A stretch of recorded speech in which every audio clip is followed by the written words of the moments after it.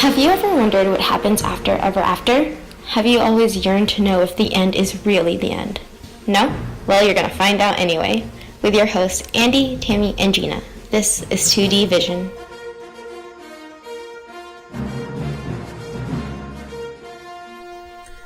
Hello everyone, welcome once again to 2D Vision, Disney Sequels Explained. I'm your host Gina, and as always, I'm joined by Andi and Tami, my co-host.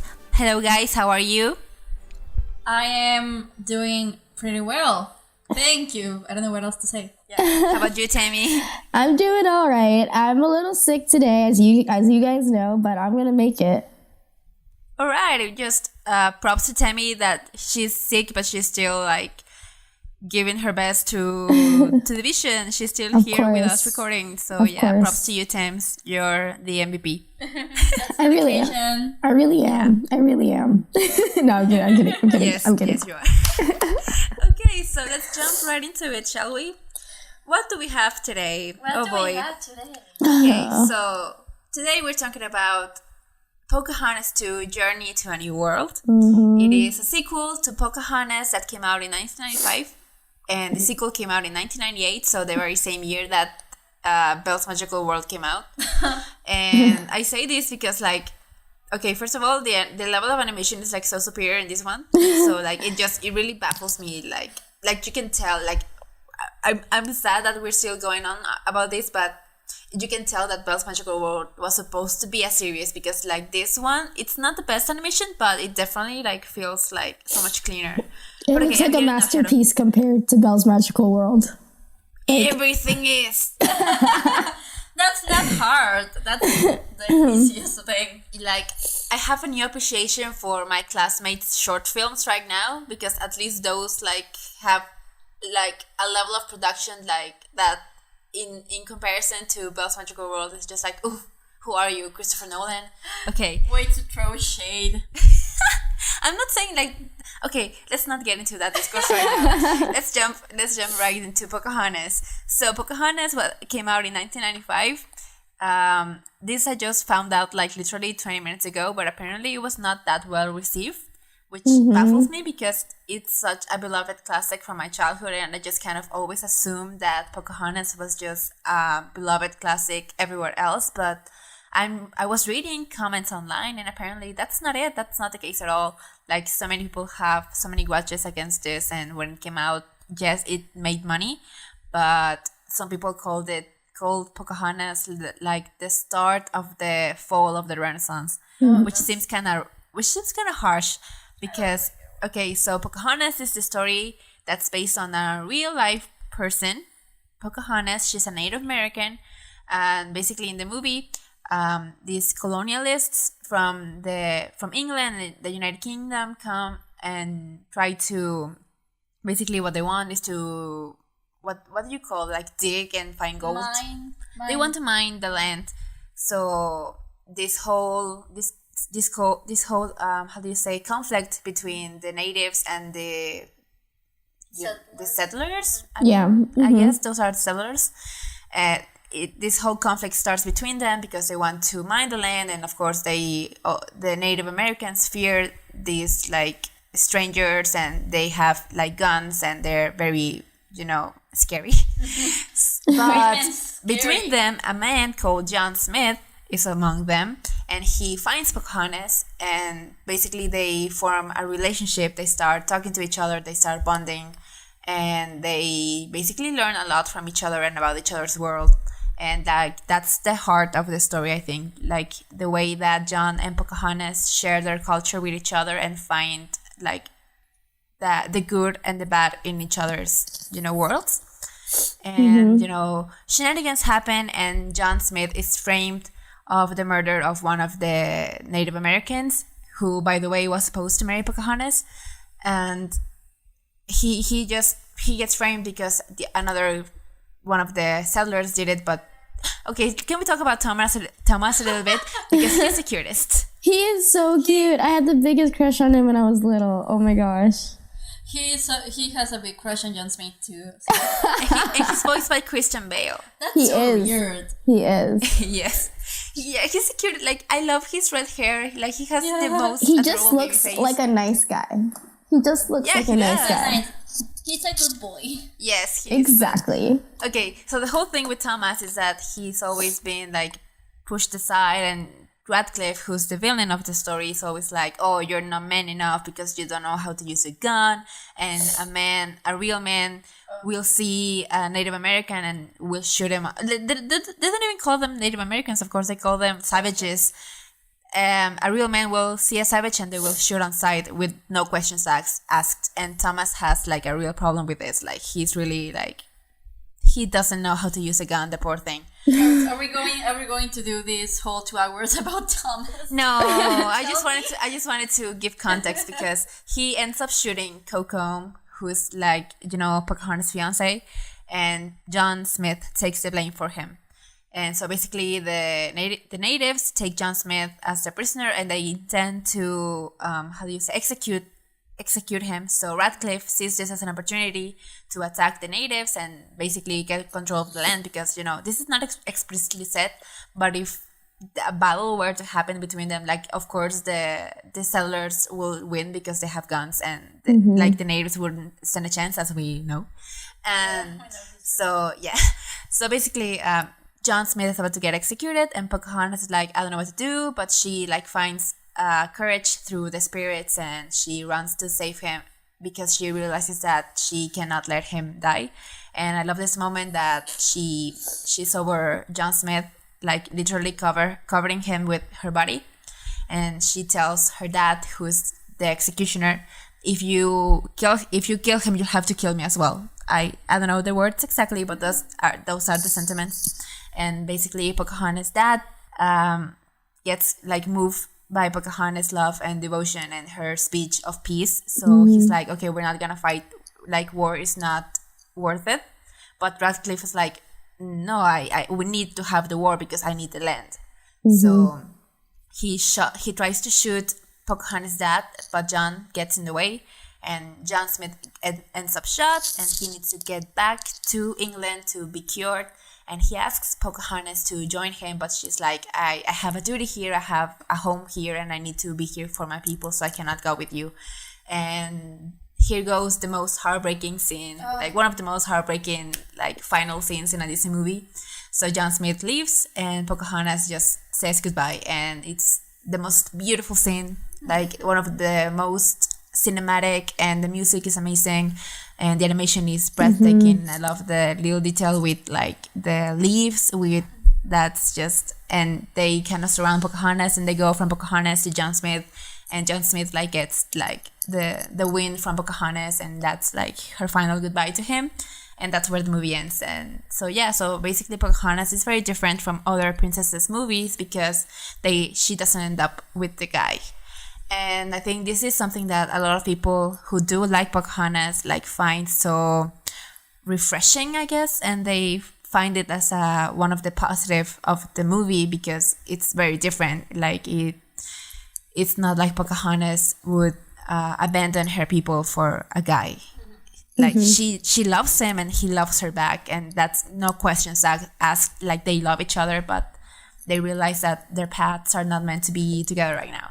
So this just ended up being a Pocahontas like what do you call appreciation episode. Yeah, but and then I watched it like very recently for the podcast, and we loved it so much. It's been a while since I saw Pocahontas, so yeah. So what do you guys think about Pocahontas? What do you guys think about the movie, and what are some of your memories from it? Tami?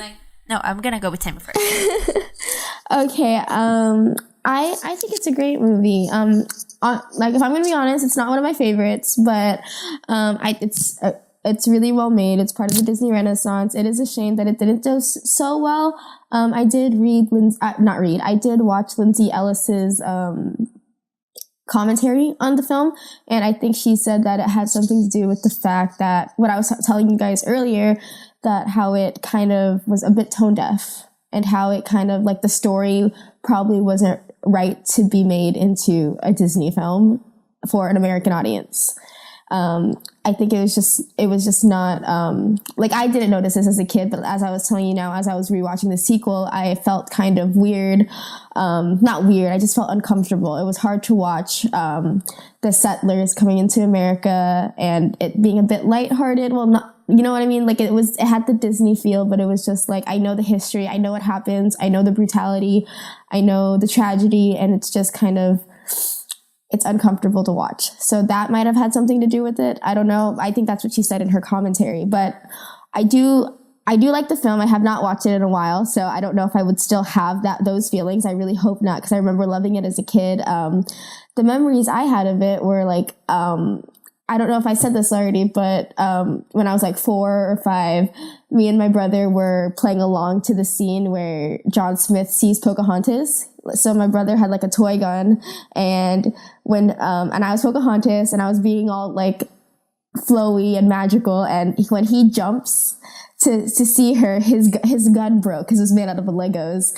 So my aunt told me that he was desperately trying to put it back together as the gun broke and the scene went on. He was like trying to put it together, but also follow the scene. And meanwhile, I was just standing there because that's all Pocahontas had to do. So yeah, another memory I have is, I remember when I was 16 and I rewatched it. I just thought it was so beautiful when I think it's Colors of the Wind, and Pocahontas is swimming in this giant river, and it's super clean, and it just looks like just the whole nature aspect of the movie. Like, it just made me realize at that time, I was like, there was a time when there were no buildings, there was no pollution, there was no what we would call civilization, but like, you know, that's not true. There was civilization before there was buildings, before there was industries, before there was industrialization. And it just made me realize how beautiful the world was at that time, or what it could have been. And then it made me look at my own country in the Philippines, and I was like, it's not the greatest. Like, there's pollution and stuff like that. Like, it needs to be cleaned up a little bit, but we're getting there. But like, I just, whenever I would look out onto the street, and I would be like, it used to be so beautiful. It used to be raw. It used to be natural. And I used to try to imagine what it would look like before. And yeah, those are my memories of Pocahontas, what it made me feel, what it made me think. And yeah. Okay. Oh, I love it. And Andy, do you want to go next? Yes. Well, my history with Pocahontas, I watched this as a kid, and I remember I really liked it. I remember it was one of, I think, my favorite movies to watch, and I have a really soft spot for it. Because I liked it as much, I also watched the sequel with, I don't know if I can say frequency, but it was one of the sequels that I watched the most. But with the movie, I just really like it. I don't know, it suits me, and I think it's one of the reasons that I grew up with a deep appreciation of nature. And actually, all the songs, and especially Colors of the Wind, are on my top 30 of favorite Disney songs. And Colors of the Wind is in my top 5. I absolutely love it. If you can say something for this movie, is that Alan Menken and I don't know who did the lyrics. I can remember right now. I'm sorry. I will search for it later. But they did a really, really good job. And also the animation is beautiful. I really enjoy all the landscapes and just how clean it looks, and like all the different aspects and details, like you said, like the leaves, and it just all looks so crisp and so, you know, it's just so pure. And I think one of the reasons that not many kids were watching it was because, I don't know, it has action, but maybe, I don't know, they found it kind of boring. For me, that wasn't the case. And I do agree with, well, not agree, but I do understand what you say, Tami, about the history and all that stuff, that it will always be complicated to adapt something from a piece of history that it's so complicated or so hard to remember. I don't want to get into that because yeah, for sure.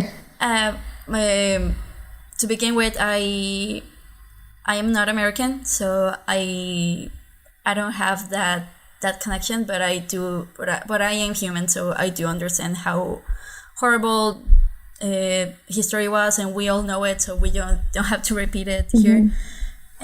But I for me, just I don't know, I don't find it as much as a problem, because I don't know, I just see it as a story, and I just see it as it was not its job to be a commentary on colonialism or anything. It just was, okay, so we are going to do a love story, like kind of Romeo and Juliet style, and okay, they did change history a lot, but they didn't want to be historically accurate, so what gives? Yeah. Also, we watched it recently, and I didn't know I loved it as much. Like, it was the first time that I cried while watching it. I cried at the end, and it had never happened. I think it was because we watched it after the sequel, so it was just a newfound appreciation. So yeah, those are my thoughts. Gina? Okay, so everything Andy said, like, that could also apply to me, because I also grew up watching Pocahontas a lot, like so much. It's also one of those movies that I can like quote. Maybe not as much as some others, but I definitely can. And I remember as a kid watching it. Like, do you remember I said that I used to pretend I was Belle? Well, I used to pretend I was Pocahontas, and then when she, at the beginning of the movie, when she jumps off the cliff and like dives and to where Nakoma is, I always jumped off my bed. Like, I ran across my bed, and when I reached the end, I just jumped and like pretended I was falling as long as she was. I think you were gonna say I used to jump off cliffs too. No, I jumped. I was watching. I wasn't watching Pocahontas on a cliff. What? She said that. No, I was just repeating when she said that. She thought you were gonna say I jumped off a cliff too. Oh my gosh! Don't do this at home, kids. No, I jumped off my bed whenever Pocahontas jumped, and yeah. Also at the end, when she's going to save John, she like jumps between two like cliffs, and like an eagle appears behind her. That's beautiful. So, but I also did that as well. Like, whenever that happened, I also like did a jump as well as her. I don't know. I just love pretending I was Pocahontas. And I remember when I went to Disney World as a kid, I don't have many clear memories of it. It was just at that moment in your life when you're starting to get like long-term memories, but I still don't know how many of those are actual memories and how many of those are like what I saw years later on our home videos. But I remember there was a show that involved Pocahontas, like at Disney World. I don't know what show it was. I don't remember, but I saw a Pocahontas live once at Disney World, and that also has been like in my heart. And also when I went to Disney World when I was 15, and I do remember that I met Pocahontas. Like I took a picture with her, and like she waved at me like the way she that's it was so cute. Yeah, so I really love Pocahontas, and I do realize like it can be an issue that should be addressed. I don't know. I don't want to address it. No, but it's complicated. I also agree with Andy that it's not like Disney wasn't going for historical accuracy. Yeah. That's not what they were going for. That's not the issue for me. It's just I don't know if it should have been made at all. I'm sorry to say. that's the thing. Like, that's the thing.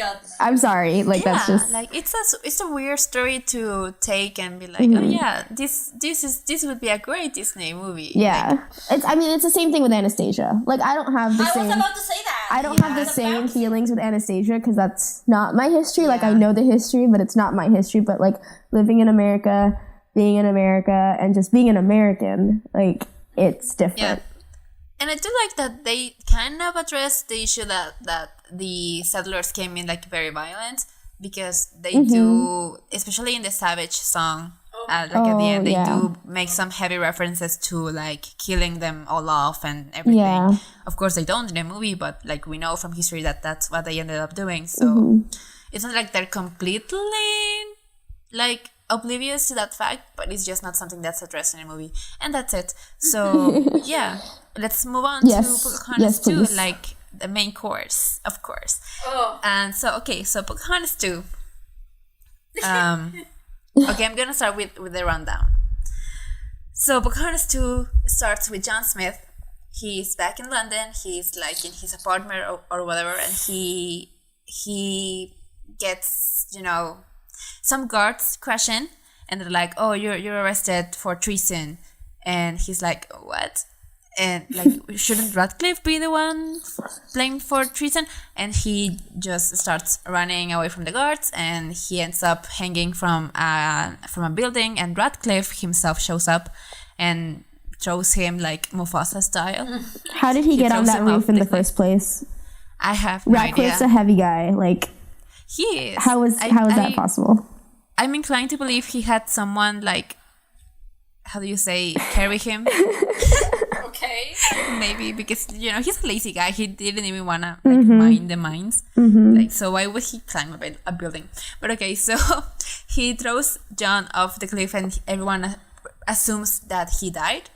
So basically, now Radcliffe is about to head back to Jamestown, where Pocahontas lives, and take control of the land and look for gold again, and basically kill off all the natives. But a guy named John Rolfe is like, "No, wait, we can't do that. Let me go and speak to them." And he embarks on a journey to Jamestown, where he meets Pocahontas, who is very sad because she has heard the news of John Smith's death. And she's having a hard time also because some of the settlers are like calling them savages as well. But I really do love the scene that this one particular guy calls her savage, and then he's in the way of a wild horse, and Pocahontas pushes him off the way. Like, even though he was very rude to her, like, she still like wasn't gonna let him die, So he pushes the guy off the way of the horse, and basically this whole mess starts happening, and some of the natives start like pointing like their arrows at the people. And John Rolfe comes in like, "Oh no, don't do that." And Pocahontas did that first, but nobody listened to her. But once John Rolfe came along and was like, "No, stop," everyone stops. Oh yeah, John Rolfe is like, "Well, I handled that well." That made me roll my eyes so much. I'm like, God damn it. Yeah. So basically, he meets with the chief. He doesn't realize Pocahontas is her daughter, and his daughter, sorry. And he's like, "I brought this horse from the king to Pocahontas." and the chief is like, "Oh, look, daughter, a horse for you." And Rolfe is like, "No, it's for Pocahontas." Like, yes, hello, I'm Pocahontas. And like, he's completely embarrassed. So basically, the thing is that they have to go back to England to talk to the king so they can stop Radcliffe from bringing his whole armada and destroy Jamestown. And so Pocahontas decides to go with John Rolfe to try to make peace. And she and him embark on their journey back to London. And once she's there, they're also joined by this very cool guy. What's his name? He has a very good. I don't know his name. But they call him Uti, I think. Yeah. Okay. Uti something. He's the best character in the movie. He's the best character in the movie. So he goes along with them, and they get to London, and Pocahontas is like so amazed by London. Like, it's obviously nothing like anything she's ever seen, with the buildings and so many people and the clothes and everything. And basically, John goes to the king, and he's like, "I brought the princess." And the king is like, "No, I wanted to speak to the chief." And Rolfe tries to convince them to let Pocahontas speak to them, but Radcliffe is there as well, like always. Why not? And he's like, "No, why don't you just bring her to the ball?" And Rolfe, of course, doesn't want that because Pocahontas is not acquainted with the manners and the whole traditions of the high class society of England. And so he's worried that Pocahontas may they may be offended by something that Pocahontas does, not willingly, just because she doesn't know any of the traditions. So he helps her to get ready, and he teaches her, the manners and everything, and they get to the ball. And Pocahontas actually makes a very good impression with the king, and it seems like everything's fine. But of course, Radcliffe has to come along and ruin it. He brings up a bear, like in chains, and he's been tortured basically. And Pocahontas just cannot stand it, and she stands up for the bear. and basically the king calls her a savage, and she calls them a savage back, like, this is savage, like, you're barbarians. And so the king locks her up, she's a prisoner now, and John Rolfe is like, oh no, what am I gonna do now? So cut to the next scene, and a hooded figure appears in John Rolfe's house, and like, oh, who could that be? So next scene, John Rolfe is bringing this hooded man to the prison, and he's like, I brought this prisoner, let me in. And they of course let them in like idiots, and they basically arrange this whole coup to free Pocahontas, and they do, and they free her, and surprise, surprise, the hooded figure was John Smith all along, and he's alive, he's not dead. What do you know? What? What are you saying? Wow. That was the best plot twist, right? Wow. Everyone bought that John Smith was dead. Okay. So the whole thing now is that Radcliffe is about to send his armada to Jamestown, and John Smith is like, oh, she should hide, like, she should not do anything. And John Rolfe is like, what? Like, is she just gonna let her people die? Is she just gonna stay here and do nothing? And Pocahontas is like so overwhelmed, and she's like, both of you shut up. And she goes away and has this like very emotional like moment with herself. And there's this beautiful shot in a lake where she's like wearing this beautiful dress that Rolfe got for her, and in her reflection is just her with her like original native clothes. And it's a beautiful shot. I do give the movie that. And like she realizes that she can't just not do anything. So Rolfe, Pocahontas, and John Smith go back to the castle, and they speak to the king, and they're like, oh, Radcliffe lied to you, John Smith is not dead, and everything that he's been said to you is a lie. And the king, who's like, whatever, he lets himself get convinced by everyone, apparently, he's like, oh yeah, you're right, let's go stop Radcliffe. And Rolfe, Smith, Pocahontas, and all the animal friends who are there for some reason, they go and try to stop Radcliffe, and they have this like bland sword fight, and of course they end up defeating Radcliffe, and Radcliffe gets handcuffed. Well, not handcuffed, well, yeah, handcuffed, but he gets in prison again. He's under arrest. Arrest was the word I was looking for. Okay. So Radcliffe is under arrest again, and now Pocahontas is like, well, what do I do now? And basically John Smith gets a whole new ship, and he gets the king's pardon, and he's like, oh, Pocahontas, come with me. We can go on new journeys and discover new worlds. But it seems like that's not what she wants. And so they decide to part ways again. And she decides to go back to her hometown, and surprise, surprise, John Rolfe is like, I need to follow my heart, and my heart tells me to go with you. And yeah, so this whole romance between them is something that has been hinted at like very heavily throughout the movie. So in this moment, like, Rolfe decides that he doesn't want to be in London anymore. He wants to go with Pocahontas wherever she goes. And off they go, they kiss, and shalala, happy ending. And that's how the movie ends. So, okay, what do you guys have what are your general thoughts, and like what memories do you have of this movie? I'm gonna start with Andi because she seems like very anxious. Go, do it.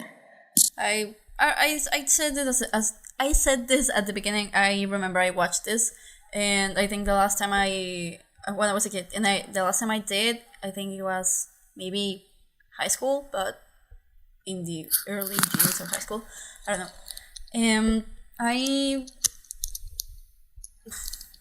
I think the same thing that I thought then, it's what I think now. I want to start with a mini rant, if you let me. Do it. Okay. Oh, she's ready. As long as it is mini, we have whole podcast ahead. No, yes, but I have a lot of thoughts and a lot of things to say. I have a lot to say. Okay. First question, why was this movie made? Second, no, I'm serious. Second question, why was this movie made? Who was this movie made for? And third question, why did they try to follow history, as they say, if they didn't even bother to follow it in the first movie? That's what I was saying before. Okay. So this company, like Disney direct-to-video sequels movie company, I don't remember the name. I really don't care. They commissioned this movie, and they say, okay, we need a sequel to Pocahontas. You have to decide, okay, so how do we continue this? And for me, they just said, okay, so we have a template in history, just follow it. But they didn't stop to think, okay, what if we make this movie about John Rolfe, the husband of the real Pocahontas, and to appease, I don't know, the history people, but at the same time they try to make a whole another story to appease like the people who watched the first movie, and that doesn't make any sense, because you just end up making both sides mad, because people will complain about the historical inaccuracies, and people will complain that the characters feel out of character and that the story isn't good enough and it doesn't hold up with the first one. And the main problem with this movie is it's that it just makes the first one pointless, or the feelings and the emotions of the first one that were the core of the story and the characters and what made it so powerful. Mm-hmm. They just render them pointless here, and this contradict everything. And I don't say this because Pocahontas ended up with another guy. It's because it happened with all the bad reasons. It seems like I'm too harsh about this movie, but actually, I give it props because, okay, it has a story, and it has a story you can follow. But maybe you could put your efforts on another movie and not try to continue the Pocahontas story, because it's one of the Disney movies that has, I don't know, a clearer ending. Because, okay, she decided to stay with her people because that's what her heart is. And I don't know, maybe I'm start rambling, but the first movie ended up so powerfully, and the relationship between John Smith and Pocahontas was so beautiful, and here John Smith is just so out of character. And I think it was done that way purposely, because they wanted the audience to side with John Rolfe, which I actually think it's like a really likable character, and it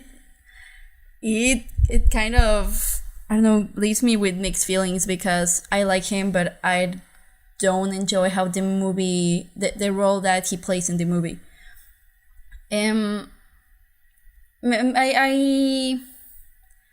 I'll continue with my thoughts after you do yours, because I will they will be just an hour. Yeah. I will continue for an hour, so maybe when you talk, I'll remember some other things. Tami, or Gina? Tami, you. Okay. For me, I watched it as a kid. I liked the songs. That London song, I don't know why I like it so much, but yeah, I enjoyed that scene. But overall, though, it wasn't very memorable to me. I don't remember craving it from when I was a kid. I don't remember reaching when it was on Disney Channel. I would watch it, of course, but it was just something to pass the time. I'm sorry to say, the Pocahontas films, they just don't really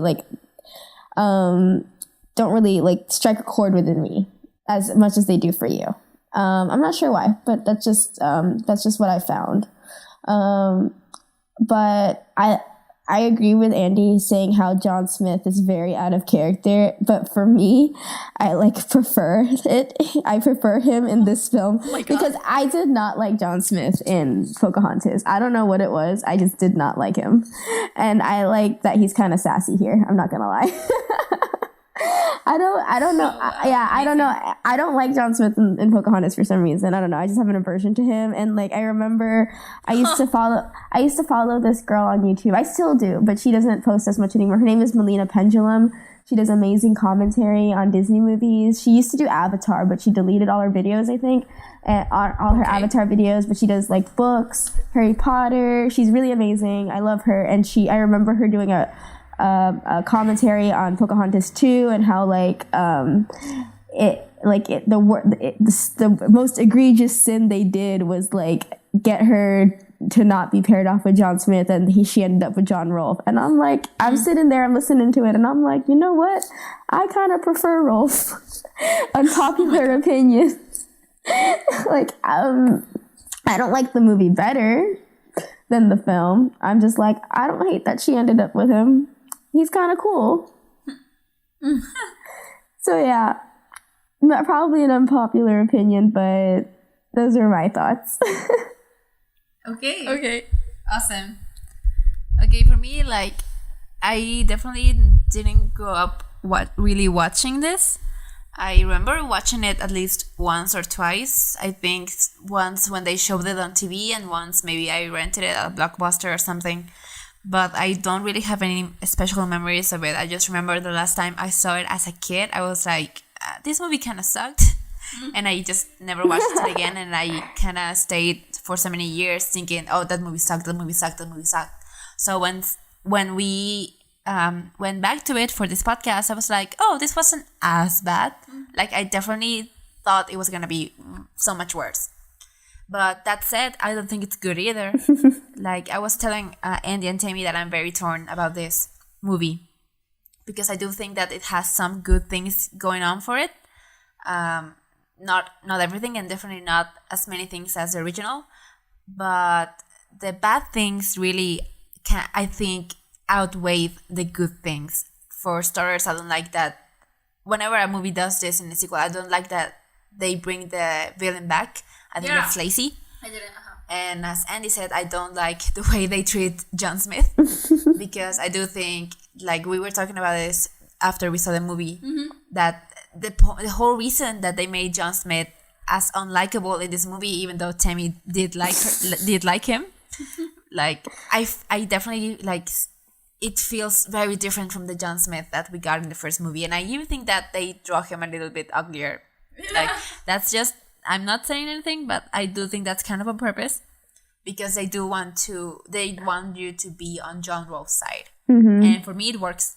You know, I'm a romantic. Like, you give me that scene where the girl comes down from the stairs looking beautiful, and the guy tells her she's so beautiful, and I'm sold. I'm not a that's complicated fine. girl to impress. Embrace it, please. Yeah, I love it. I love romance, and you're so cute. I was really buying the Rolfe Pocahontas relationship, and I do think that John Rolfe is kind of cute, like physically, and also he acts very cute. Like, I do like that he is trying his best to learn. He's a good boy. Like, no, like at the beginning he's like an ass to Pocahontas, because he's like, oh yeah, I fix your problems, and oh yeah, you cannot be like a very important person in this village because you're a woman or whatever. But he learns, and he learns to respect her, and he takes his job of being her bodyguard basically very seriously, and he really does help her through it. And I do enjoy John Rolfe's character, but I am sad that it's that you have to sacrifice John Smith for him.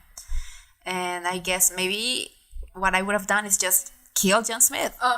Kill him. Oh, that's brutal.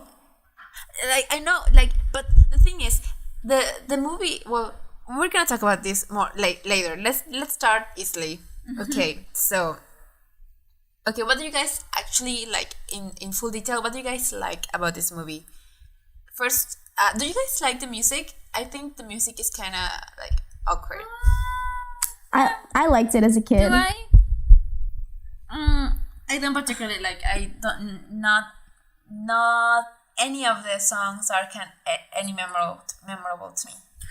I don't remember any of the songs. I really don't remember it. And I think the London song, it's a real mixture of, I don't know, A Rumor in St. Petersburg from Anastasia. Oh, yeah, definitely. And Belle from Beauty and the Beast. Yeah, definitely. But 100 times more cliche Cheaper. and cheaper.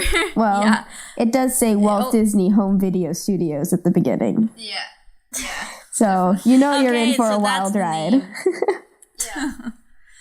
I don't remember the songs. Tami. I liked them as a kid. Like I said, I like that London Town song. I don't particularly find them particularly terrible. I think they're just average at best. Yeah. And there's not much to say. They're not like Iago bad.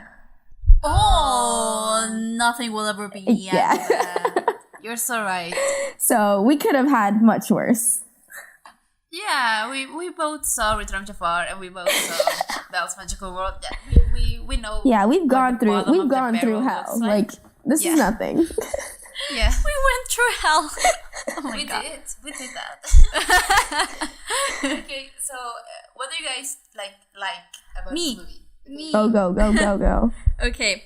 I was harsh at the beginning, but I actually think if I had to rewatch the sequels, I think this might be on the list to rewatch. Oh. I don't know. Yeah, because I actually don't mind the story as much if you cut the ending and the villain returning, because I actually think it is an interesting idea. Pocahontas goes to London maybe, and that is one way to further the story. So I didn't mind that as much. I actually like I said at the beginning, I really like the Uti.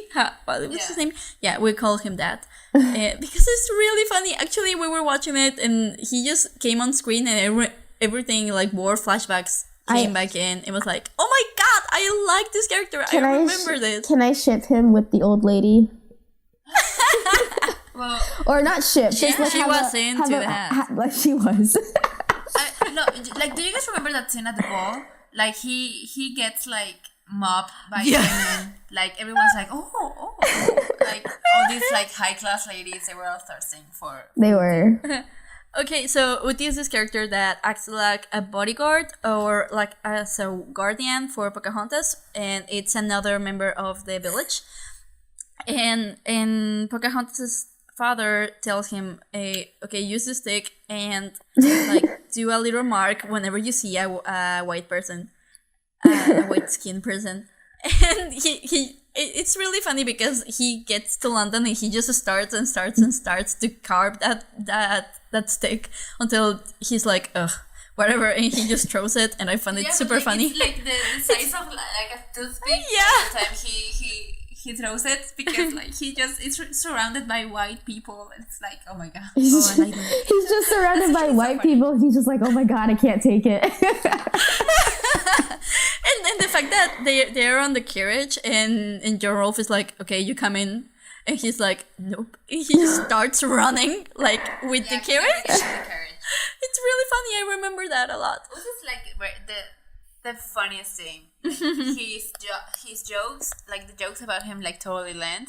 And what you were saying, Tami, that can I ship him with the old lady? Like you should, because they ended up living together. They were roommates. They were roommates. They had a good life together. Yeah, when John Rolfe goes back with Pocahontas, Uti stays back to keep Mrs. Jenkins some company. Yeah, So that's a maybe thing that Uti was happened. into it too, and we just can't tell. Oh, I mean, he's so expressive. I actually did like Mrs. Jenkins as well. I think She's a cutie. She was a good addition. Unnecessary but funny. Like I don't think she's unnecessary. she's just there to give Pocahontas some clothes. Yeah. And whatever. She doesn't really do anything. Like I said before, I like John Rolfe's character, and I actually enjoyed the dynamic with Pocahontas. Listen to me, I would like it a lot better if it wasn't so rushed, because this movie is about what, 1 hour and 10 minutes. Okay, so you couldn't do as much. And I don't know if you noticed, but when Gina was telling the movie, in any part she mentioned like, oh, and John Rolfe and Pocahontas share this moment or anything, because it wasn't, I don't know. It's more subtext than anything. Like Yeah. they do kind of go to the trouble of like showing them like about to kiss at the ball and everything, but basically it like was so rushed. their whole relationship just builds on the fact that he's helping her, and that's not a bad thing. Like at least they have something else going on than them just falling in love. Like Yeah. they're just like naturally falling in love, and yeah, it does feel a little bit rushed, but I don't think like they definitely wanted to keep it more subtle than just in your face, but they do give those little hints, like the scene, as I said, with the stairs, like he looks at her and he's like, oh, you're so beautiful, you look so beautiful, and he definitely like has her back all the time, like everything she needs, like he's there. Okay, so you said it's subtle. For me, it was not existent. I mean, it was like the moments they had, it was so cliche. I'm sorry. For me, that's it. And it felt so rushed. And then at the end, he's like, "Oh, because I love you a lot." I actually kind of buy that he likes her, but I don't buy that she will fall as easily. And I was thinking, wouldn't this movie be a lot better if they actually didn't end up together? If, I don't know, it was like a partnership and they respected each other and they learned from each other, but they didn't want to rush a relationship, and they could use that time to build other things, or to, I don't know, make the story tighter, you know. And the like you were saying, if they wanted to give Pocahontas another love interest, I'm all for it, but not if John Smith is still living, because I actually don't think it wouldn't be as easy for Pocahontas to, I don't know, not to choose, but to accept another person when she knows John Smith is still out there.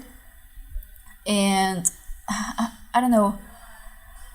I had a thought and I lost it, but We were talking about what you liked.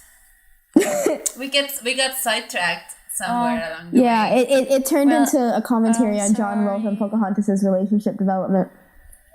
oh, okay. I mean, that's not bad. Which is basically the whole discourse around this movie. Yeah. The big reason a lot of people don't like it is not because of anything else that happens in the movie, but because she ends up with John Rolfe. Like, I've seen this from people, like, totally, like, John Rolfe erasure, like, we don't know her, and they completely, like, disregard Pocahontas too, because they just don't want to accept that Pocahontas ends up with someone else other than just Smith. So it does make sense that it all kind of comes back to him, but let's try to keep on our lane. Let's try to get the good things out first. Okay, so can I finish it out, because I just remember what I wanted to say. It will be so easy. Okay. No, I will. No, go ahead. You're gonna forget it, and I'm gonna say that. So you say it. Thank you. Okay, so when I'm saying this, it's not that I don't think I actually I'm up for characters having other love interests, actually, because I don't think that your first love is the one that it's perfectly right for you and you should marry him or her and end up living your whole life together without seeing other people. And I actually want Disney to explore that aspect, but I think Pocahontas just was the least right character to do this with, and that's it. Okay. So what else did you actually like? The animation is not as bad. Yes. The animation is actually, it's good. I think it's okay. John Smith is weirdly animated, but the animation is okay. It doesn't have the aesthetic of the first one. That's what I can say. It seems a little bit cartoonish, but okay, it's home video, whatever. Yeah, definitely. And details, I like that they used the character model for the king from the first movie. I don't know if you remember. Yeah, that was a nice detail, nice continuity there. Yeah, because he appears on the song where Radcliffe is singing about him wanting gold, and I like Miko. He was in this a lot. I know you have a different, but I really love raccoons, so I just can't. Too. Okay. I'm getting just finished. I finished. You go. Okay, I'm sorry, you go. guys. Yeah, it's okay. I have a lot of thoughts. We never keep on our lanes anyway, so why start? Yeah, why start now? Why break the trend? Okay. Well, how about you, Tami? What did you actually like about the movie? Well, I was pleasantly surprised by the animation. Maybe it's because we've been trapped in Belle's magical world for so long that this just seemed really good. I mean, it's not great. I know that, but I was surprised. Is all. I like Rolfe. I think he's a cutie. I think he's a little cutie. I think he's a great character. I like how he's super pompous in the beginning, but then like you said, he's very chivalrous and gentlemanly, and he has an honor code, and he's like, I have honor. I don't like you, but I'm gonna protect you because this is my honor. It's my job. And then he actually grows to like her. I like how he's super fussy and it's super easy to annoy him. I love characters like that. Like, you just say any little thing, tease them, and they just get all riled up. It's fun. My mom's like that. I do it to her all the time. But yeah, what else? I like the side characters, like we said, Uti and Miss Jenkins.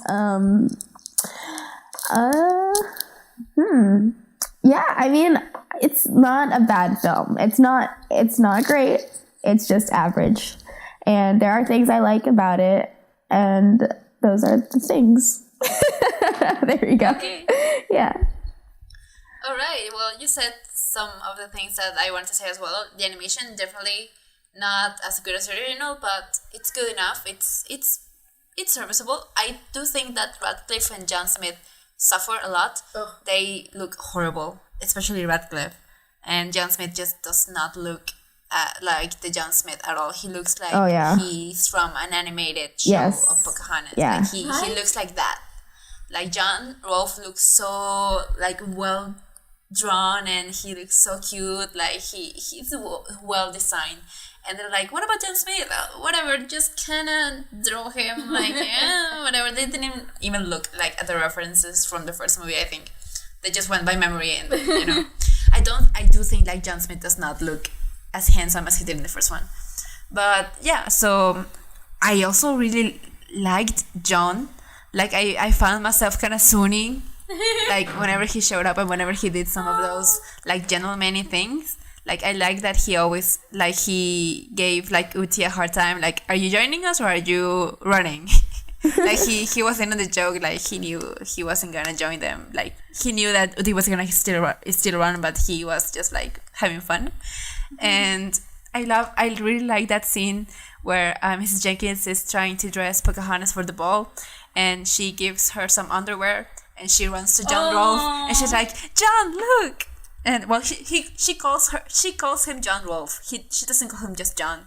She calls him by his whole name. It's like, John Rolfe, look.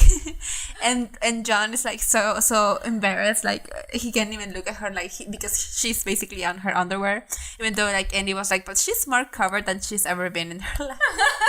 But still, the fact that it's when a woman is in her bikini and in her underwear, yes, it's basically the same thing. But social constructs. Yeah. So John is so embarrassed, and he's like, Mrs. Jenkins, what are you doing? He's so cute, and like I said, I'm a romantic girl. I like rom-coms. Maybe some of them are not as good, and yeah, but I definitely I love moments in movies. I'm up for it anytime. So it wasn't a hard thing for me to kind of get on John Rolfe's side. And I really, really like that. I really liked his character, and I do think he shared some cute moments with Pocahontas. Mm-hmm. When he's trying to get her ready for the ball, they kind of start dancing at his house. They start rehearsing the dance, and they look so cute. I'm sorry, they do. He kind of reminded me of Darcy in some ways. Not because he's a Byronic hero or anything, but just the he is not a Byronic hero. No. Yeah, definitely. And also he's a cutie patootie. Moment. Oh yeah. Also the moment where John says something oh, if you cared about her And John Rolfe is like, don't you dare say I don't care about her. And he gets so riled up. He gets like so angry and so manly. Like he's been like such a like submissive kind of person in during the whole movie.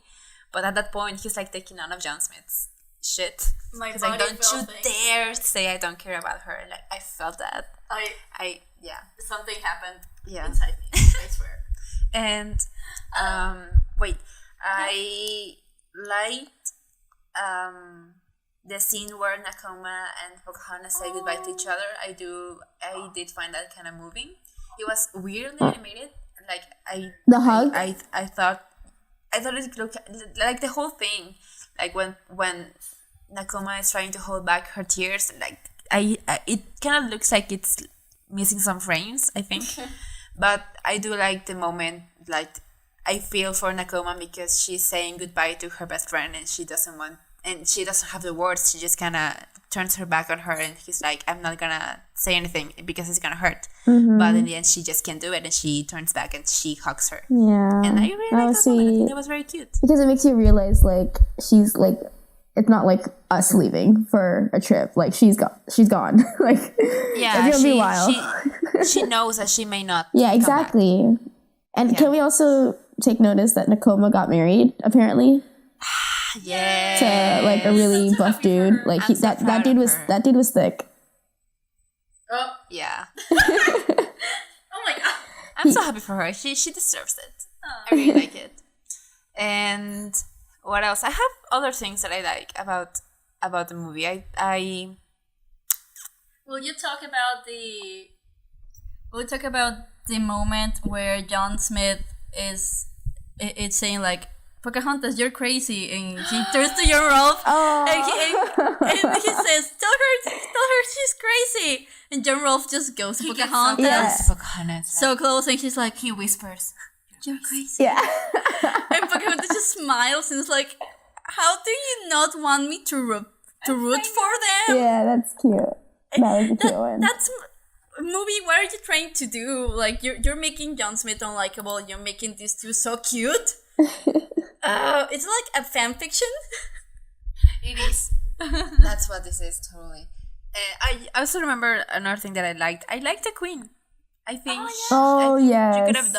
They could have done more with her, but the little things that she does and she says, she's very good. Like she reassures Pocahontas because Pocahontas, when she meets the Queen and the King, she freezes and she doesn't know what to say. But the Queen, I don't remember what she says to her, but she's very reassuring, and that kind of gives Pocahontas the confidence to say something. And I really liked the Queen character. I wish we saw more of her. The King doesn't deserve her. The King is so annoying. Yeah, the King is so annoying. He is. Let's get that on a shirt. The King, just no context. Just the King is so annoying, along with the Queen. And obviously all the people are going to say, oh, of course, they're talking about the King and Pocahontas too. Yes, obviously. The most iconic king on any cinematic piece ever. Oh my god. I'm trying to remember what else I liked, because I do think there were some other good things. I think the humor is tighter in this movie. Like, it's pretty tight. It's not like hilarious, but it's fun. And I like the Queen. I like John Rolfe. And I kind of like the banter between John Smith and John Rolfe. Those moments were kind of cute. Mm-hmm. I like this moment where they're escaping from the prison and John Rolfe is like sword fighting them, and John Smith's like, wait, and he just grabs like a wood plank and just pushes the everyone like off the edge. Oh my gosh, that's so funny. And John Rolfe is like, oh, what a style. Or something like that. Like so very so stylish, or very stylish, but sarcastically. Can I say it? No, don't. Can I say it? And well, just closing my thoughts, I do like the banter between John Rolfe and John Smith. I wish we saw more of that, actually. I'm crossing over to what I said I didn't want to do because I'm going to what I don't like. But I don't like that John kind of seems like he doesn't care most of the time. And he's just when he realizes that John Rolfe is falling in love with Pocahontas, he's just like, oh, you love her. He doesn't like. I don't mean that I want him to get possessive and jealous or whatever. That's not what I want. But just some reactions from him, because at this point, what we know from the original movie, he loved her. He was willing to give his life for her, and to just realize that this random guy is falling in love with her as well. Like I thought that he would have a greater reaction, and yeah. So, but for what we got, I think the interactions between John Rolfe and John Smith were kind of cute, and I wish we saw more of that kind of romance. I wish that, I don't know, like the relationship John Smith, John Rolfe, and Pocahontas was a bit tighter and more like friendly between all three of them. So what do you want to say, Andi? Just get it off your chest. Oh my gosh. John Rolfe and John Smith should end up together. You heard it. You heard it here first. Oh my gosh, folks. wait. That's so funny, and I kind of love it. No lie, like they should have ended up together. And Pocahontas should have just went back to her land and had just been taken over as chief. And she, John Rolfe and John Smith on a journey and then, together, discovering new lands. And then when they were ready, they could have sailed to her, and then they could have just been the threesome. Oh, that would be so progressive. Yes, so progressive. The sequel would have been so much better. Can this be the last film in the Pocahontas trilogy? Yeah. Oh my gosh. We can pitch the idea. I guess. Wow. That is such a movie. Wow. Yes. Amazing. Great idea, Andi. Okay. I agree with you. They had a lot of chemistry, and anytime they I think it's just acknowledge because each other, it was like, oh. Andi, I think it's just because of how much we love the enemies to lovers trope. So this is our reference for today. So when you see people fighting, you're like, they will fall in love. And then this can be our Star Wars reference, because Raylo. Raylo is everywhere. Yeah, so Raylo is John Rolfe and John Smith. Oh my God.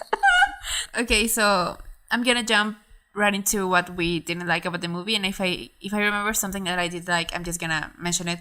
But okay, so to start with the things that I don't like John Smith's personality, and we have already touched upon this a little bit, but I do think that they kind of wanted him to be something like an Aladdin, and later on some kind of a Flynn Rider that in the face of danger she's just like cracking jokes and whatever. But it doesn't work. It doesn't work for John, because he was not kind of like that in the first movie. He was not an Aladdin, he wasn't like serious or anything, but he wasn't the type to just keep cracking jokes when the situation got hard. And he's been at the beginning of the movie, he's been chased around by guards and like literally over the roofs of London, and he keeps cracking jokes and like he doesn't care. And like the way that they do it just seems like John Smith is not scared or worried at all. So all the tension of the scene just is non-existent, because if John Smith doesn't care, then why should I? And even when Radcliffe like throws him off the edge, he doesn't like even scream or anything. He's just like oh, and he He's falls, like, oh shit, and he doesn't scream or anything. So that's also like, if you wanted us to believe that John Smith was dead even for a second, they would have like pushed the moment a little bit harder. They would have just remained there and just kind of sell it to the audience that, oh yeah, John Smith's dead. But because the way they do it, it just you never buy it. No. I don't know what you guys think about that. If you have any thoughts. I completely agree. Okay. So as I said, I don't like that Radcliffe is back. I think that's lazy writing. When we first see Pocahontas, first of all, I'm not like a farm girl. I have never grown anything in my life, but it does seem weird to me that it's the middle of the winter. Everything is covered in snow, and the people are still like harvesting stuff. How does that work? Or was that like the reserves of food that they had that they were just bringing out? Because it just doesn't make sense to me that they're harvesting in the middle of like winter. With you've got so a good much snow, point. like, yeah. So that was a problem. Like it kind of it took me out of the movie because I was just like, what are they harvesting? If it's a mill, have you seen how much snow there is? And also nitpick, but in the song of Where Do I Go From Here? Pocahontas is like trying to let go of the past. No, right? Yeah. And the way she does it, she buries John Smith's compass, but she buries it in snow. And like, who's gonna tell her that the snow is gonna melt and the compass is gonna be laying on the ground? Oh my gosh. Like that's so like funny. Pocahontas, I thought you were smart. Like, just bury it on the ground. Bury it in some dirt. It's not like there isn't any dirt out there. There is. That's just so funny. make a hole in the ground and you know. Wait. Why the snow? Okay, so that was a nitpick. You're very passionate about that compass thing. It was just so funny to me. Like, I was telling Andi, like, Pocahontas, ¿qué pendeja estás? Like, I'm sorry, like, I wish there was a word in English that was the same thing as pendeja, because pendeja is such a beautiful word, and there's not another word I can use to describe Pocahontas in that moment. So after that, I don't like the role that Flit and Percy and Miko play. I think they're forced. I think that everything they do is recycle their gags from the first movie. They're not funny at all. They're just there to fill up time. And what Andi was saying, that the romance between John Rolfe and Pocahontas is forced. Well, if you cut out all the Miko Percy scenes and actually focused on giving them some kind of more meaningful interactions, then maybe the movie could have felt different. But no, they don't. They give so many scenes and so many minutes of the movie to Miko just doing shenanigans with Percy, and it's not even funny because it's jokes we've already seen. So I don't know what you guys think about that. I just really like raccoon hands, and I like seeing them on things. But it's not funny slapstick. I know, but I like raccoon hands. Okay, what do you think, Tami? What do I think about Miko and Flint? Yeah, and Percy. Okay, I liked them in the beginning. I thought they were kind of funny, I'm not gonna lie. But you're right. I feel like if they might have spent too much time on them, and if they like cut out a few of their funny scenes, they could have spent more time developing the relationship between John Rolfe and Pocahontas.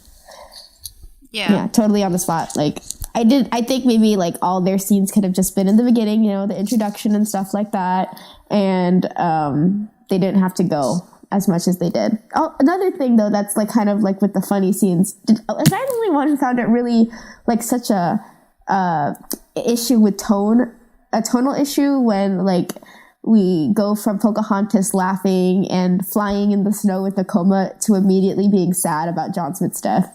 Or is that just me? Oh yeah, that was just weird to me. It was just like a tonal issue, and I was like, it felt weird. Yeah, okay, good. It felt weird because at this moment we haven't heard Pocahontas say anything. We don't know anything about what she's been doing since John Smith left. We know nothing. And the first thing that she does is throw a snowball at Nakoma. I guess that, yeah. And then she just falls and the compass comes out and then she's sad. Yeah, but there's no, like, we have no context, and Nakoma just says, it's been such a long time since we learned of John Smith's death. And like, what? Like, you couldn't do that smoother? Like, I don't know, that first scene with Pocahontas and Nakoma, like, definitely felt weird. Yes. Definitely. Okay. Yeah. Okay, what I was saying of John, both Johns. Both Johns. And this is like my biggest problem with the movie, and this is why I was saying that I was torn, because I do buy John Rolfe and Pocahontas falling in love. I do buy it. Okay, whatever. Say everything you want to say, but I do think that it's kind of, I see it, but I wish that they wouldn't have sacrificed John Smith's character in order to get that, because John Smith kind of acts like an ass in some moments. He, as I said, he just feels like he doesn't care. And whenever he's on screen, it's just like, I don't know, he doesn't do anything, basically. He helps Pocahontas break out of the prison, and he helps fight Radcliffe off, of course. But after that and before that, he doesn't really do much. And he's just there to create some conflict for Pocahontas. And I just hate that they butchered his personality and his relationship with her, because I do think that the first movie suffers from this one. Even as much as I like John Rolfe and as much as I do enjoy his relationship with Pocahontas, it kind of takes me out of the first movie, because the first movie ended so tragically beautiful, and then you just buy like their love that John Smith and Pocahontas had, and that it just feels tragic that they cannot be together, and all that gets diminished by the sequel, because you realize that that whole dramatic scene at the end, well, that didn't matter, because in the end when they reunited, John Smith didn't even care basically, and they just left in good terms as well. So there was no emotional reunion, there was no really any conflict between you don't see really Pocahontas being conflicted about John Rolfe, John Smith. Like you don't see her like exactly trying to decide between any of them. I think it could be good because you're not relying on the love triangle thing. But in the end, if you're gonna have your female protagonist from the first movie end up with another guy that wasn't even the first one, then you have to give it more weight. I think that's what I'm lacking in this movie, and that's why I cannot get completely behind it, even though there are some good things in it, and I do like John Rolfe, as I said. It's lacking something. It's the fact that it just makes my experience of the first movie worse. No. It does say a lot, and I do wish that if they were gonna have Pocahontas end up with John Rolfe, then kill off John Smith, because then it's just the power of the first movie and its ending, it's diminished completely. And that's my biggest grudge with this movie, that it makes the ending of Pocahontas feel less impactful when you think how the second one ends. And yeah, so yeah, that's my biggest issue with this movie. Well, with me, I think it would have, like you said, it totally would have been better if they kill off John Smith. And because he feels... If you want to... Yes. her to end up with John Rolfe, because, why even bring up John Rolfe in the beginning, to be more historically accurate, and that's BS just. Yeah. I wish that maybe a better sequel would have been about John Smith and Pocahontas reuniting and working together. Like, erase John Rolfe from the narrative. You don't need him. You don't need to be historically accurate. This is a completely different version of Pocahontas than the one you get in real life. So you didn't need John Rolfe, because what I was going to say, John Smith feels more dead this way than if they would have actually killed him, because they killed his personality, and it's like you said, they just butchered him. Tami? Oh, you know my thoughts. Yeah. Okay. I get what you're saying. I get what you're saying, that they butchered his character, that it's totally different. It's totally different from the first film. And the problem with me is I didn't like him in the first film. So that's my problem. So I like this one better. And so I think you have an advantage over us, because you didn't like John Smith at the beginning in the first one, so like there was nothing to lose. Exactly. On this one. So I think of it as an upgrade. I apologize. That's the point of discourse and discussion, right? You get to see different opinions. Yeah, because so far we've all kind of been on the same page about all of the movies. But I do think that it's interesting that you're seeing this one kind of different from us. Mm-hmm. So you want to expand on that?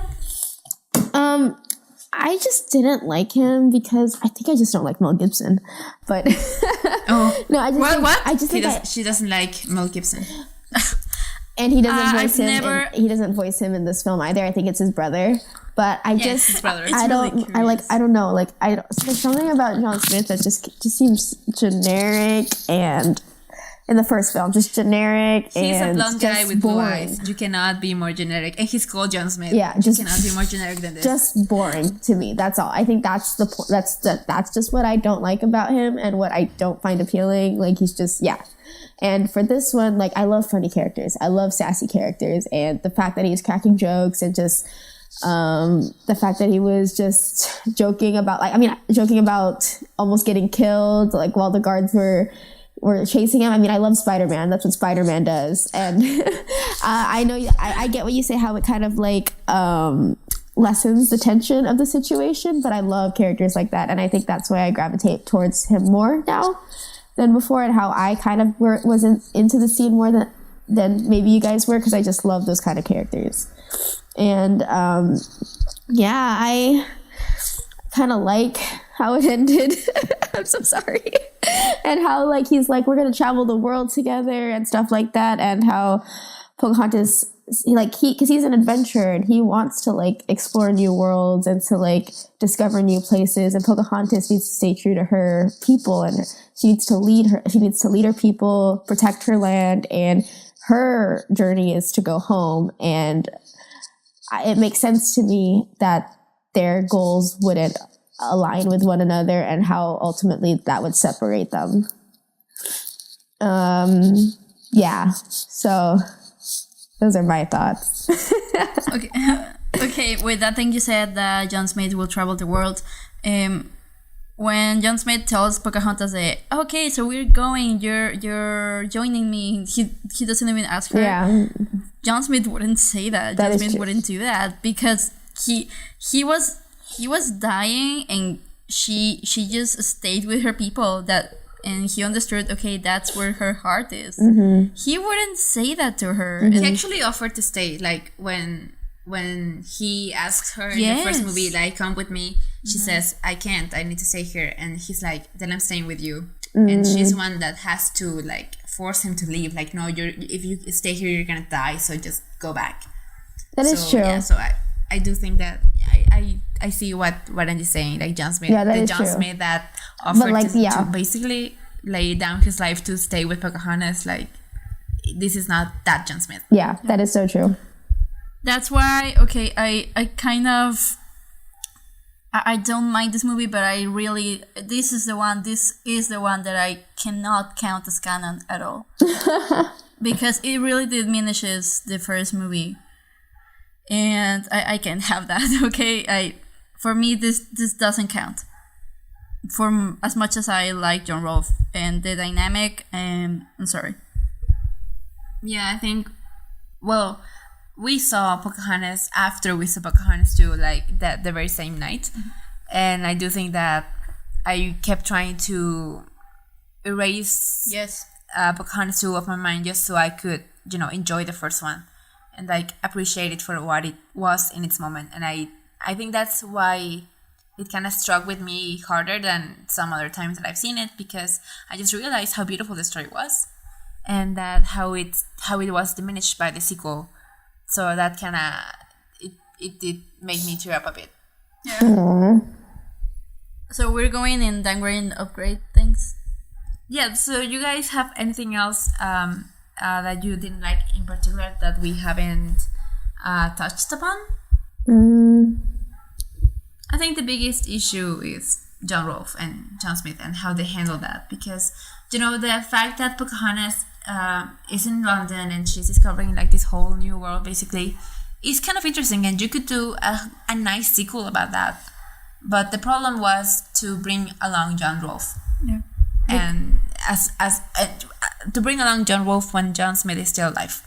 I think that's a problem. Because John Rolfe and John Smith should have ended up together. I get what you're saying, totally. Oh, of course, that's a sequel that we needed, that we deserved. Let Pocahontas be the badass chief that she will be back in her hometown, and let John. How do you say it? John? What would their ship name be? John. JJ.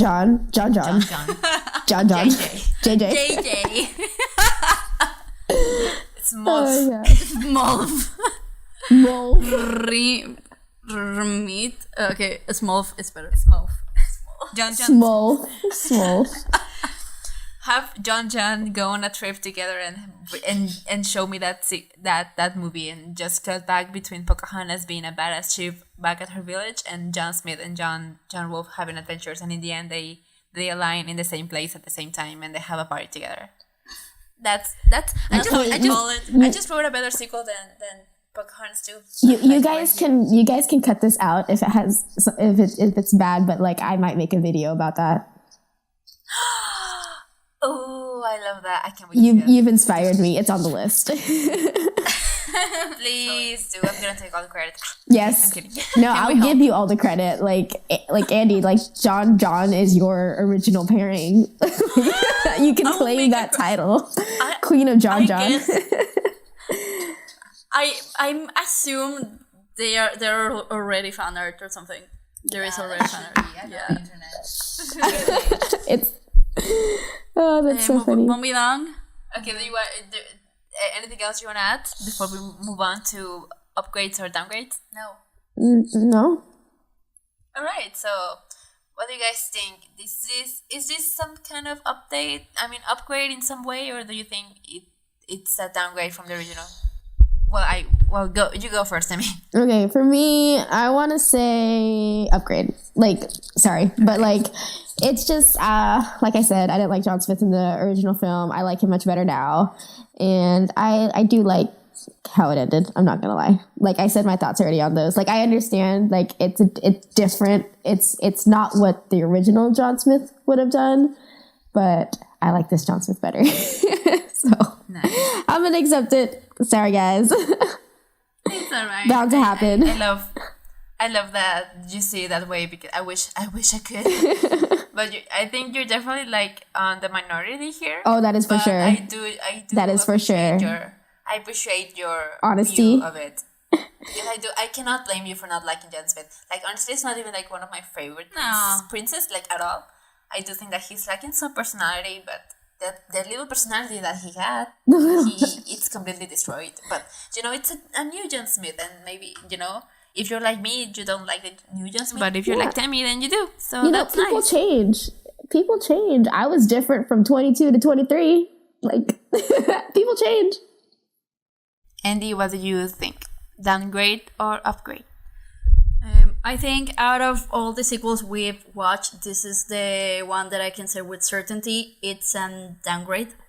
It's a downgrade if you think this is canon with the movie, like I said before. Because, okay, Enchanted Christmas, you could make the argument that, oh, well, they were already falling in love, but so the rest of the movie doesn't make sense like the original movie. If you listen to the episode on the Enchanted Christmas, you will understand. But this is really, it diminishes a lot of the things that happened in the first movie, and yeah, I don't like to think this is canon, like I said before. So downgrade. It's not bad, but no. I'm torn. I'm really, really torn. Oh. I don't want to say it's a complete downgrade because I do like John Rolfe. And I do think I like him better than even like the original John Smith because I just gravitated around these kind of guys and kind of characters a lot more. He's more interesting in my eyes. Like I said, I like how he really learns to appreciate Pocahontas like in a different way that even John Smith did in the original one. So I don't want to say it's a complete downgrade, but I do think that at least the ending of Pocahontas gets hurt by the second movie because, the whole emotions of that scene is that you don't know if they're ever going to see each other again. You get sad because they love each other, but they cannot be together right now. So you are in this limbo of being hopeful that they will find a way towards each other again, and this kind of fear and maybe worriness that they never will see each other again, and this will be the last time that they will ever be together. And it's just nice to be left without knowing, so you can kind of make up in your mind. Like I always, as a child, wanted to think that John Smith did come back to Pocahontas someday. Aww. But this movie just completely takes that away from you. You cannot imagine any other ending because this is the studio made sure to give you an ending. Yeah, so John Smith and Pocahontas did reunite, but they never became an item together. They never had a relationship actually ever again because John Smith, Pocahontas ended up with a different guy. And as good as he is, it's still like, okay, so I like the new guy, but now I don't have that emotional connection to the ending of Pocahontas. So it's an upgrade in some ways, but it's a downgrade in some others. Just so Yeah, I agree with you. I think that's the word. I think this whole movie is kind of underwhelming. Like, even the romance that's supposed like to be the focus, I think it's not the focus, and Yeah. it's, as I do think that it's kind of subtle and too subtle. Like, you just kind of, like, the movie just expects you to realize that they fall in love. And if you're like me and you like romance and you're just like, yeah, they're completely in love, I'm totally buying it. But, you know, I understand that it can be, like, not as, you know, how do you say, like, not a lot of people will buy it just because you just want them to. Yeah. I like how you guys said it's a bit of a mixed bag. Like, it's a downgrade in some parts and it's an upgrade in others. That's why it's kind of so hard to, like, just make a conclusive decision on it. Like, because it's decent in some ways. Yeah, it's decent. It's a pretty, like, on its own, it's a pretty decent movie. Yeah. Like, totally. I actually think it's fun. Well, It's a fun movie. Like, I don't know why, as a kid, it just didn't resonate with me, but I do think that, you know, it's not as I've said in the past, it's not a complete disgrace. It's serviceable. It's not a complete disgrace. That should be your rating. We need to make shirts. It's not a complete disgrace. Every Disney sequel ever. There was some. So I maybe it's because we just came out of Belle's Magical World, but I definitely think that this is completely like an okay movie. yeah. It is underwhelming, but it's okay. I don't know. That's it, I think. Okay. So do you want to give your ratings? Do you have any ratings prepared for Pocahontas too? Tami. I don't know. Nothing clever. For me, it's just a bit of a mixed bag. Yeah. Yeah, that's it. That's my rating. Okay, I have one because you just said, like, it's a mixed bag. Okay, so my rating is, this movie is caught between two worlds. Ooh. Yes, way to pull through, Andi. Way to step up. I like how we're supporting each other. Okay. Okay, so in case you don't know, Between Two Worlds is the title song, I think. It's the song that plays in the credits, and I do like I don't like the song because I do think it's kind of cheesy, but I do like that it's Judy Kuhn and the guy who plays John Rolfe. Like, it's Billy their voices. Zane. Billy Zane. Okay, it's their voices singing it. Like, we didn't mention this, but everyone in the cast comes back Except Mel Except Mel Gibson. except Mel Gibson. His brother takes the character of John Smith, but everyone else comes back, and that's interesting. Yeah, Disney sequels are pulling through with their talent. Yeah. Well, definitely. I didn't expect voice it talent, to. voice talent. Yeah. So yeah, my rating, caught between two worlds. How about you, Andy? My rating is, okay, this is the Star Wars reference for this episode. Oh my god, I don't know what you're gonna say. I will say ascribe this movie like the extended universe from Star Wars canon. Ascribe this. Legends. Yeah, well, the Legends. Okay. That was a reach, but I'll allow it. Like, I'm just glad. I'm kind of glad it exists, but I don't want it near my canon. Okay. I don't want it near my canon. I see what you're saying. Yeah. Okay. You know me. Yeah. If you watch the last episode, I am the queen of reaching for Star Wars reference where there aren't any. Hey, we love it. Keep doing it. Oh, well, the Star Wars reference for today, it's that I don't remember the name of the actress, but the actress that plays Grandma Willow is the voice of Lady Proxima from Solo. That's random. Oh. I just found that today, and I found that interesting. So there's your Star Wars connection for today. Yeah. So many Star Wars connections. We're really managing well. Yeah. I wonder if we can completely keep this up. like Oh, for sure. every single episode. Oh, for sure. We'll see. Okay. So I think that's it. Yeah, is that it? Okay, amazing. So there you go, guys. That was Pocahontas 2. What do you guys think? We never asked this, but like, what do you think about Pocahontas 2? Do you have any fond memories of it? Are you Team John Smith or Team John Rolfe? Oh, That's interesting. I'm gonna make a poll of that.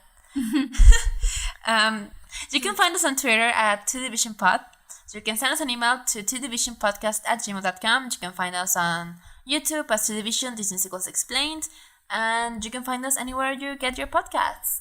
including Spotify. Including Yes. Spotify. I'm so happy that we're on Spotify now. It was so funny because like the episode that we released, like the day that we got on Spotify, was the one that in the end I said, "Oh, we're not on Spotify yet." So don't tempt destiny, my friends. Don't say things like that because you never know what's gonna happen. So we're on Spotify now, and we're basically everywhere. If you have a specific platform that you listen podcasts and you can find us, and if you don't find us, just let us know and we'll find a way to get there. So yeah, that was it for today. That was very fun, guys. I really I'm glad that we got through this. Yes, and we managed. Yeah, we managed, and I do think that I don't know. I learned something new today from both of you. I learned that Tami does not like John Smith, and I learned that Andi ships John. John, We should all ship John. I ship John. Yes, let's make some John appreciation. Yes, Like, please. let's make a t-shirt and some like mugs with a with a fan art of John and John. Some shirts. Print out some shirts. Some shirt graphics. Yeah, some fan art, some fan fiction. Yeah. I'm sure there's fan fiction. I'm gonna look for that. I'm gonna update you all. On Okay, that wait. next So what's the next film? Is it what I'm thinking? Okay, it's The Lion King 2. Okay, I have so many memories of that film. So many memories. cheered. I'm ready. I'm ready. Yes, guys, The Lion King is my favorite movie, and Lion King 2 is my favorite sequel, and I'm so hyped to talk about this. And we have a special guest next week, and you're gonna find out who it is next week. But keep tuned. And yeah, I'm so excited. I had completely forgotten. But yes, next week is The Lion King 2, and I'm so excited. Oh my god, I'm so excited. If you if you didn't notice, Gina is pretty excited. We will definitely have Star Wars references. I have not many. I have one, but it's a strong one. I have one. But it's big. It can count as 100. We are. Everyone knows what it is, Gina. It's not a surprise. Okay, you'll find out next week. Okay. So that's it. Okay. That I said that's it like 5 times now. Okay. Goodbye, guys. Thank you so much for listening, and we'll see each other next week. Make sure to tune that in because that's gonna be fun. I'm gonna fangirl so much. Okay. Bye. bye. Bye.